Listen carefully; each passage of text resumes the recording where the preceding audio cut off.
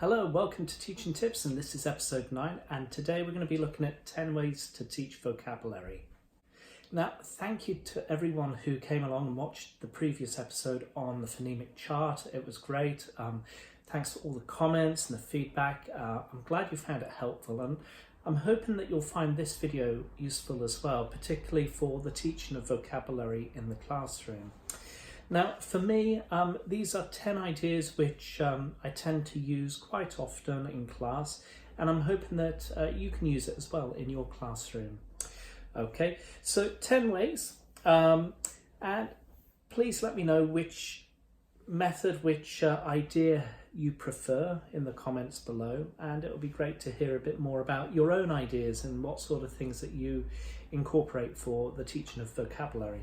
Okay. So, idea number 1. Now, before I actually do anything, I tend to try and show flashcards, pictures, instead of the words. And these flashcards are great. They're very visual, very kinesthetic.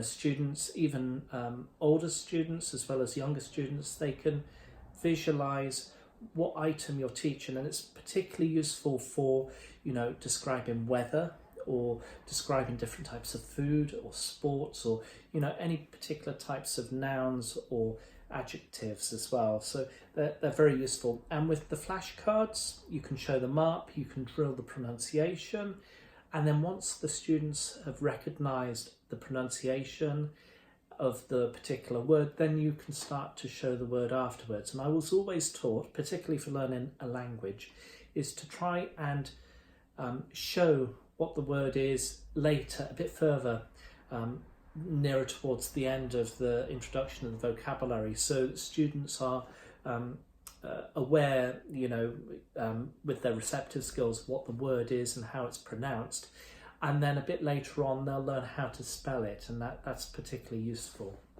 And that's particularly useful for non-Romanic alphabet learners, for those from China or Thailand or Saudi Arabia, various other places. Okay, now idea number 2 is to draw pictures on the whiteboard, and it's a bit similar to using the flashcards. Flashcards you can pre-prepare, but you can also draw quite a lot on the whiteboard, and over the years I've tended to stumble or try and get through a lesson by drawing particular pictures on the whiteboard, and it's very useful for students to recognize what a word is. So you can also draw actions and activities, and you can draw grammar as well. So for example, I'm going home, you could draw a stick figure walking on the way home, and they'll understand the picture and the image, and also what it means and what it signifies. Okay, so that's drawing pictures, and you can use various pictures on the whiteboard. And if you're an artist, you can incorporate a lot onto the whiteboard. But for me, it's stick figures and little cats that look like balloons, I guess.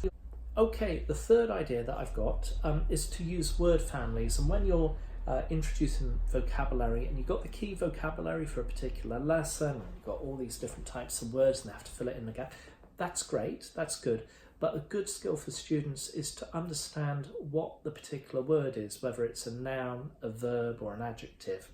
Okay, so you could have the verb to create, and then you could try and elicit from the students, what's the adjective? Yeah, how would you describe a person with this verb, create? So creative, for example. And it's trying to demand more from the students when it comes down to particular vocabulary, and also looking at how it relates to, the families of that particular word. Okay, so create, creative, industry, industrial, you could do it with various other words. So I particularly encourage any teachers to focus on word families. Idea number 4 is a nice idea which I thought of, particularly when you're pairing students up. And say you have a course book, and you've got your course book, you've got particular words which have been gapped out in a text and they have to just put the text into the gap. One way to do it is to actually get the words and get a definition from an electronic dictionary, you know, a learner's dictionary, and give one keyword to one student and to give a definition to another student. And they have to try and find their partner. So if you have 12 students in the class, you could have 6 keywords, 6 definitions, all randomly held out, and students have to go and find their partner and match the definition to the keyword. And then you can extend it on to, you know, the actual activity, filling in the gaps and the course book and that sort of thing. So it's quite a nice activity to get students out of their chairs, moving around, talking about the language, the vocabulary of that particular lesson. Okay, idea number 5, just like the previous episode of, you know, including the phonemic chart into the classroom, I would recommend that you highlight word stress when it comes down to word families or anything. And it's really, really important once you've introduced the image, once you've introduced how it's pronounced, highlight and get the students to recognise how many syllables are there and where's the stress, where's the stress within the word. And it's a nice process for students to understand and conceptualise the pronunciation of the particular word. So it's slightly repeated from the previous episode, but that's a 5th idea which I usually use when I'm introducing vocabulary or teaching vocabulary in the classroom. Idea number 6. Now this is sorry if I can speak. This is useful if you have Arabic learners in the classroom, you know, so any Middle Eastern students who have difficulty recognising where vowels go within a word. You can, as a sort of recycling activity, you can introduce the word, you can, you know, get them to pronounce it correctly, you can show the word to them. And then another activity that I like to do, particularly for these students, is to remove the vowels from a particular word and get them to add in the vowels, because they have quite a lot of difficulty understanding where the letters of a vowel, where the vowels go within the word. Okay, so any A, E, I, O, U, it's going to be hard work for them. So it's a nice process for students who have to try and remember how a word is spelt. So very, very useful. Okay. Idea number 7 is common collocations. Okay, so you could have photo, for example, from my last episode, photo, and you could say, okay, how do you make it into a verb phrase? And to take a photo, all right, and okay, so take. Is there any other collocations that you can have with the verb take? Okay, to take a break, or to take a lesson, or to take a taxi. Yeah, so it's trying to get students memorising particular verbs or nouns or adjectives to see what other words are connected with that particular word. Yeah, so collocations are very useful, and it's always very useful to board it up and get them to write it down and memorise common collocations. Idea number 8 is to try and get students understanding particular words, and if they have some difficulty understanding, for example, enjoy, I try and get them to think about another word. Okay, so I say, well, enjoy, it's a bit like, yeah, I like to go skiing, I enjoy skiing, yeah, I enjoy going skiing. So it's trying to give them particular words which are connected with other words, and so that they can start to understand and conceptualize the word within the use of English. Now, if you have another word, for example,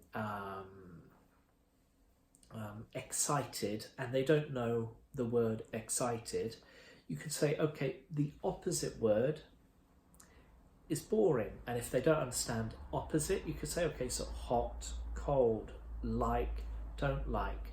happy, sad, and then they'll start to understand how words are described. So opposite, they'll understand from that context. Okay, so excited, the opposite is boring, and they'll know boring because it's a common adjective. Okay, so try and use opposite meanings, try and use other related words and connected words to help the students understand and conceptualize the language within English. It's usually a very useful skill.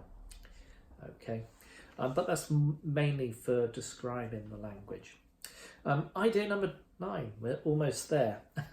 So idea number 9, try and play language games, yeah? So it's all fair and good to try and get students to understand the words in context and to get them to fill in little gap fills and do various exercises, but it's really, really important to get students remembering and memorizing the words, and from a sort of memorable activity like games. So a familiar activity is broken telephones.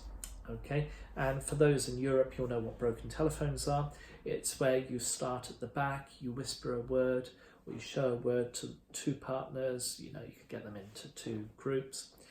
Show it at the back, they have to whisper it to the person in front, and the person at the front of the group has to write the word on the whiteboard.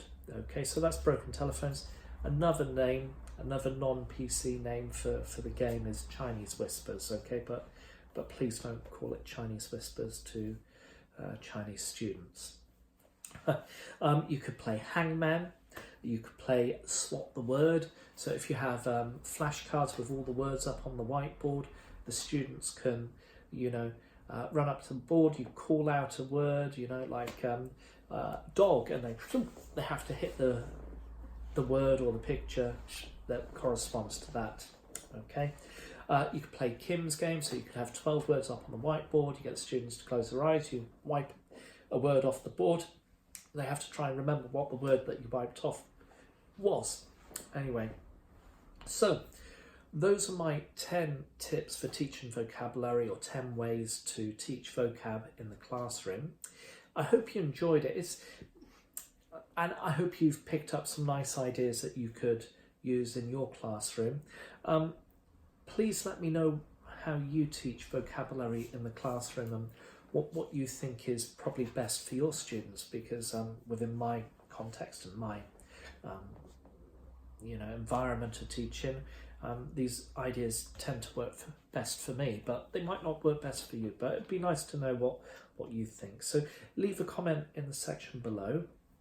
And again, like always, if you haven't subscribed, hit that subscribe button, hit the bell, and it will notify you when there's another video up. And I'm hoping to get this video up soon. It's almost 4:30 rather. So hopefully it'll be up on time. Apologies if it's slightly late. If you liked the video, please give it a massive thumbs up. That would be really appreciated. And I hope to see you next week for another teaching tip video. And next week, I'm not sure what to do, but well, why don't you let me know? What do you want to see in the next episode? Episode 10 of Teaching Tips. And if there's something that we like, then we might cover it in next week's video. So take it easy. Have a nice evening. Have a nice week. Happy Chinese New Year to all you watchers and viewers, whether in China or Taiwan or wherever you are in the world. That would be great. And see you soon, and take care. Bye bye.